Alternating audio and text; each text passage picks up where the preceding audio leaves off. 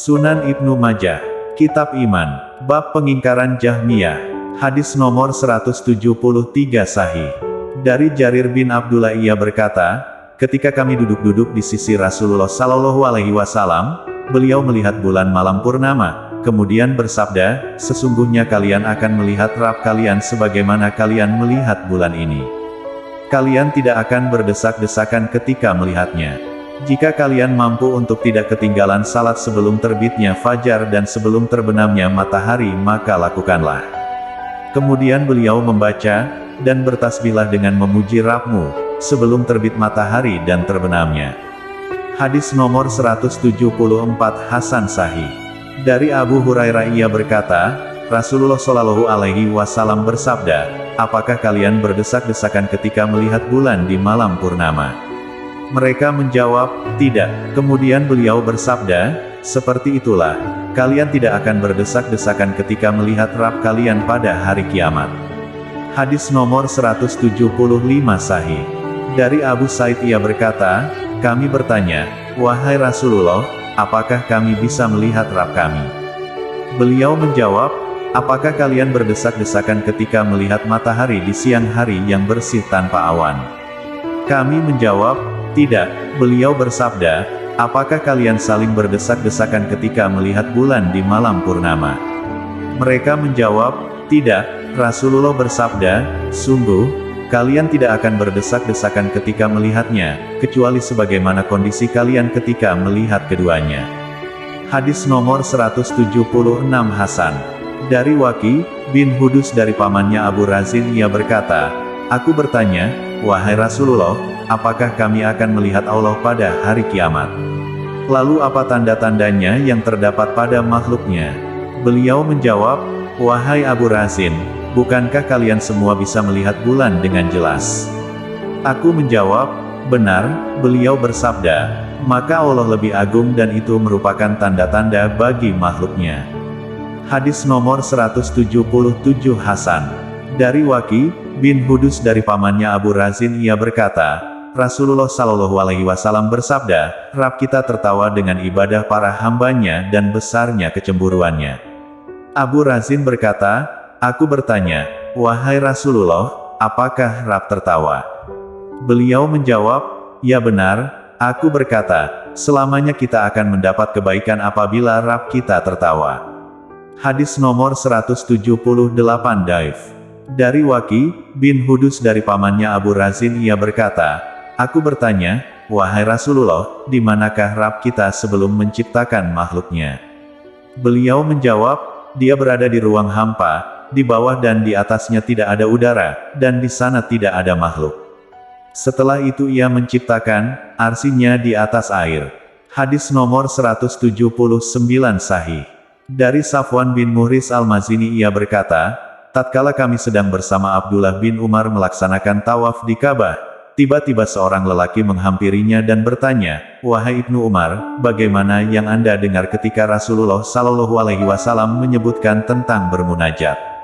Ia menjawab, aku mendengar Rasulullah Shallallahu Alaihi Wasallam bersabda, pada hari kiamat orang mukmin akan didekatkan kepada Rabb-nya hingga diletakkan padanya naungannya, kemudian ia mengakui dosa-dosanya.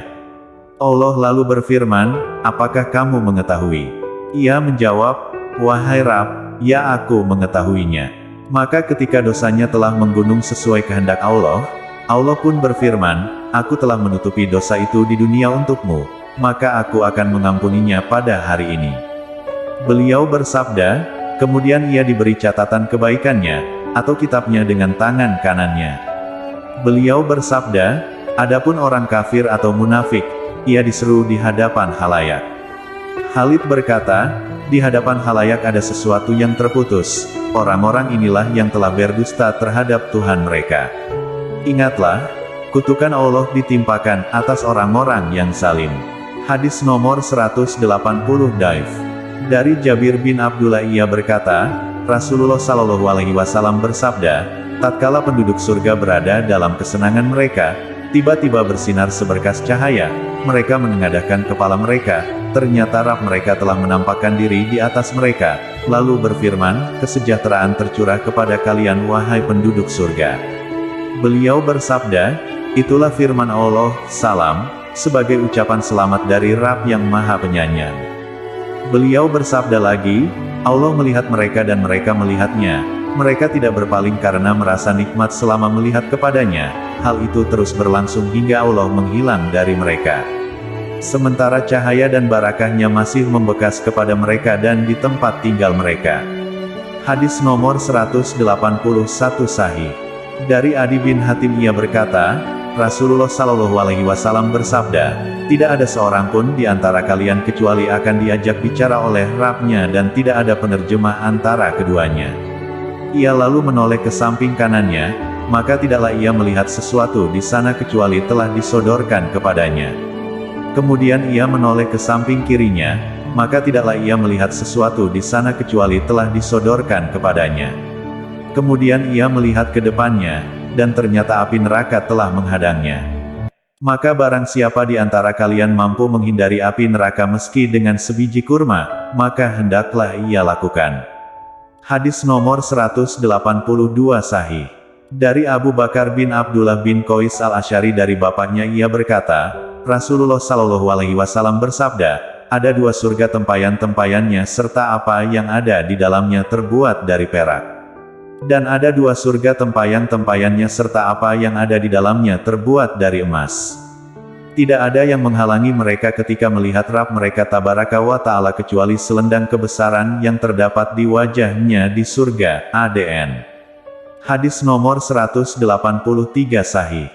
Dari Abdurrahman bin Abu Layla dari Suhaib ia berkata, Rasulullah Shallallahu Alaihi Wasallam membaca ayat ini, bagi orang-orang yang berbuat baik, ada pahala yang terbaik surga, dan tambahannya, beliau bersabda, apabila penghuni surga telah masuk ke dalam surga dan penghuni neraka telah masuk ke dalam neraka, berserulah seorang penyeru, hai penduduk surga, sesungguhnya bagi kalian terdapat janji yang akan Allah tepati untuk kalian. Mereka bertanya, apakah itu? Bukankah Allah telah memberatkan timbangan kami, memutihkan wajah-wajah kami, memasukkan kami ke dalam surga dan menyelamatkan kami dari api neraka? Beliau bersabda, maka tersingkaplah hijab, sehingga mereka dapat melihat kepadanya. Demi Allah, tidak ada sesuatu yang diberikan Allah yang lebih mereka sukai dan lebih menyejukkan pandangan mata selain melihatnya. Hadis nomor 184 Sahih. Dari Aisyah ia berkata, segala puji bagi Allah yang pendengarannya meliputi semua suara. Telah datang seorang perempuan mengajukan gugatan kepada Nabi Shallallahu Alaihi Wasallam sedang aku berada di samping rumah. Ia mengadukan suaminya. Aku tidak mendengar apa yang ia ucapkan, namun Allah menurunkan, sesungguhnya Allah telah mendengar perkataan yang memajukan gugatan kepada kamu tentang suaminya. Hadis nomor 185 Hasan Sahih. Dari Abu Hurairah ia berkata, Rasulullah Shallallahu Alaihi Wasallam bersabda, dengan tangannya, Rabb kalian telah menulis ketetapan untuk dirinya sebelum menciptakan makhluk, rahmatku telah mendahului murkaku. Hadis nomor 186 Hasan. Jabir bin Abdullah berkata, tatkala Abdullah bin Amru bin Haram gugur di perang Uhud, Rasulullah Shallallahu Alaihi Wasallam menjumpaiku seraya mengatakan, wahai Jabir, maukah engkau aku kabarkan apa yang diucapkan Allah kepada ayahmu? Yahya dalam hadisnya menyebutkan, beliau bersabda, hai Jabir, kenapa aku melihatmu murung? Aku, Jabir, menjawab, wahai Rasulullah, ayahku telah menemui syahidnya, sementara dia meninggalkan anak-anak dan utang. Rasulullah Shallallahu Alaihi Wasallam bersabda, maukah kamu aku beri kabar gembira dengan apa yang Allah berikan kepada ayahmu? Ia menjawab, mau ya Rasulullah. Beliau bersabda, tidak pernah Allah mengajak bicara seseorang melainkan dari balik hijab, sementara dia mengajak bicara ayahmu dengan berhadapan muka. Ia lalu berfirman, wahai hambaku, memohonlah kepadaku, niscaya aku akan memberimu. Ia menjawab, wahai Rabb, hidupkan aku kembali agar aku terbunuh di jalanmu untuk kedua kalinya. Allah berfirman, sesungguhnya telah berlalu dariku bahwasanya mereka tidak akan kembali lagi ke sana. Ia berkata, wahai Rabb, kalau begitu sampaikanlah kepada orang yang berada di belakangku. Beliau bersabda, maka Allah Ta'ala menurunkan, janganlah kamu mengira bahwa orang-orang yang gugur di jalan Allah itu mati, bahkan mereka itu hidup di sisi Rabb-Nya dengan mendapat rezeki. Hadis nomor 187 Sahih. Dari Abu Hurairah ia berkata, Rasulullah Shallallahu Alaihi Wasallam bersabda, sesungguhnya Allah tertawa kepada dua orang, salah satu dari keduanya membunuh yang lainnya, sementara keduanya tetap masuk surga. Yang satu berperang di jalan Allah dan gugur, kemudian Allah mengampuni si pembunuh. Setelah itu ia masuk Islam, kemudian berperang di jalan Allah dan gugur pula. Hadis nomor 188 Sahih. Abu Hurairah berkata, Rasulullah Shallallahu Alaihi Wasallam bersabda, Allah akan menggenggam bumi pada hari kiamat dan melipat langit dengan tangan kanannya, kemudian berfirman, Akulah Raja, mana Raja-Raja bumi. Hadis nomor 189 Daif. Dari Abbas bin Abdul Muttalib ia berkata, ketika aku sedang berada di Bathha, bergabung bersama pasukan perang yang dihadiri Rasulullah Shallallahu Alaihi Wasallam. Tiba-tiba melintas segumpal awan, Rasulullah Shallallahu Alaihi Wasallam lantas melihat seraya bersabda, kalian sebut apakah ini? Mereka menjawab, awan. Beliau bersabda, dan mendung. Mereka berkata, dan mendung. Beliau bersabda, dan mega. Abu Bakar berkata, mereka pun berkata, dan mega. Beliau bertanya, menurut kalian, berapakah jarak antara kalian dengan langit? Mereka menjawab, kami tidak mengetahuinya. Rasulullah bersabda, sesungguhnya jarak antara kalian dan langit bisa jadi 1, atau 2, atau 70 tahun. Dan langit yang ada di atasnya, jaraknya seperti itu juga. Hingga beliau menghitung langit ketujuh. Beliau melanjutkan, kemudian di atas langit yang ketujuh itu adalah lautan, jarak antara atas dan bawahnya sebagaimana satu langit ke langit yang lainnya. Kemudian di atas itu ada 8 malaikat, ketinggian antara kuku-kukunya dan lutut-lututnya sebagaimana antara satu langit ke langit yang lainnya. Kemudian di atas punggungnya ada arsy yang jarak antara tinggi dan bawahnya antara langit satu ke langit yang lainnya. Dan Allah Tabaraka wa Ta'ala berada di atas itu. Hadis nomor 190 Sahih. Dari Abu Hurairah Nabi Shallallahu Alaihi Wasallam, beliau bersabda, apabila Allah menetapkan satu perkara di atas langit maka para malaikat mengepakkan sayap-sayap mereka karena tunduk kepada firman-Nya, seakan-akan rantai yang berada di atas batu besar. Apabila hati mereka telah menjadi stabil, mereka berkata, apa yang difirmankan Rabb kita? Mereka menjawab, Al-Haq, dan Dia Maha Tinggi lagi Maha Besar. Jin-jin pencuri berita mendengarkannya, mereka bersusun sebagian di atas sebagian yang lainnya. Mencuri dengar kalimat lalu menyampaikannya kepada yang berada di bawahnya. Bisa jadi jin itu diterjang bintang sebelum menyampaikannya kepada yang di bawahnya, kemudian mereka menyampaikannya kepada lisan dukun atau tukang sihir. Bisa jadi mereka tidak diterjang oleh bintang sehingga dapat menyampaikannya, kemudian dicampur dengan 100 kebohongan. Maka kalimat yang didengar bisa sesuai dengan yang dari langit. Hadis nomor 191 Sahih. Dari Abu Musa ia berkata, Rasulullah Shallallahu Alaihi Wasallam berdiri di tengah-tengah kami seraya menyampaikan 5 kalimat. Beliau bersabda, sesungguhnya Allah tidak tidur dan tidak layak baginya untuk tidur, menurunkan timbangan dan mengangkatnya, akan diangkat kepadanya amalan di waktu malam sebelum amalan di waktu siang, dan amalan di waktu siang sebelum amalan di waktu malam dan hijabnya adalah cahaya. Sekiranya dia menyingkapnya niscaya cahaya wajahnya akan membakar segala sesuatu sepanjang pandangan matanya. Hadis nomor 192 Sahih. Dari Abu Musa ia berkata, Rasulullah Shallallahu Alaihi Wasallam bersabda, sesungguhnya Allah tidak tidur dan tidak layak baginya untuk tidur. Dia merendahkan dan menaikkan timbangan. Hijabnya dari cahaya. Seandainya dia menyingkapnya niscaya kesucian wajahnya akan membakar setiap sesuatu sejauh pandangan matanya. Kemudian Abu Ubaidah membaca ayat, bahwa telah diberkati orang-orang yang berada di dekat api itu, dan orang-orang yang berada di sekitarnya. Dan Maha Suci Allah, Rabb semesta alam.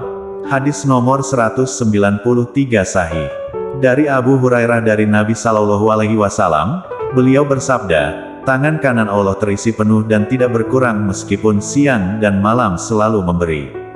Sedangkan di tangan yang lain terdapat neraca, ia angkat dan rendahkan timbangan itu. Beliau melanjutkan, tidakkah engkau perhatikan bagaimana Allah telah memberikan rezeki, semenjak ia ciptakan langit dan bumi, dan itu tidak menjadikan kurang sedikit pun apa yang ada di tangannya. Hadis nomor 194 Sahih. Dari Abdullah bin Umar ia berkata, aku mendengar Rasulullah Shallallahu Alaihi Wasallam bersabda di atas mimbar, Zat yang Maha Perkasa, mengambil dan menggenggam langit dan bumi dengan tangannya. Kemudian dia genggam dan membentangkannya seraya berseru, aku Zat yang Maha Perkasa, mana orang-orang yang angkuh dan menyombongkan diri. Ibnu Umar berkata, Rasulullah Shallallahu Alaihi Wasallam miring ke kanan dan ke kiri hingga aku melihat bagian bawah mimbar bergerak-gerak. Sampai-sampai aku bergumam, jangan-jangan mimbar itu akan roboh disebabkan Rasulullah Shallallahu Alaihi Wasallam. Hadis nomor 195 Sahih. An-Nawas bin Saman Al-Kilabi ia berkata, aku mendengar Rasulullah Shallallahu Alaihi Wasallam bersabda, tidak ada satu keping hati pun kecuali berada di antara dua jari Ar-Rahman. Jika berkehendak maka ia akan meluruskannya, dan jika berkehendak maka ia akan menyesatkannya. Dan Rasulullah Shallallahu Alaihi Wasallam selalu berdoa, wahai Zat yang meneguhkan hati, teguhkanlah hatiku di atas din-Mu. Beliau bersabda, timbangan amal berada di tangan Ar-Rahman, dia mengangkat suatu kaum dan menjatuhkan yang lainnya hingga hari kiamat. Hadis nomor 196 Daif. Dari Abu Said Al-Khudri ia berkata, Rasulullah Shallallahu Alaihi Wasallam bersabda, Allah tertawa kepada tiga golongan, orang yang berada di saf salat, seorang lelaki yang salat di tengah malam, dan kepada seorang lelaki yang berperang. Menurutku beliau mengatakan, di belakang batalion. Hadis nomor 197 Sahih. Dari Jabir bin Abdullah ia berkata, pada musim haji Rasulullah Shallallahu Alaihi Wasallam membaur bersama orang-orang, seraya bersabda, adakah seseorang yang berkenan membawaku pada kaumnya, sesungguhnya bangsa Quraisy telah menghalangiku untuk menyampaikan kalam Tuhanku. Hadis nomor 198 Hasan. Dari Abi Darda dari Nabi Shallallahu Alaihi Wasallam tentang firman Allah, setiap waktu dia dalam kesibukan, beliau bersabda, kesibukan Allah adalah mengampuni dosa, menghapus kesusahan, mengangkat derajat suatu kaum dan menjatuhkan kaum yang lainnya.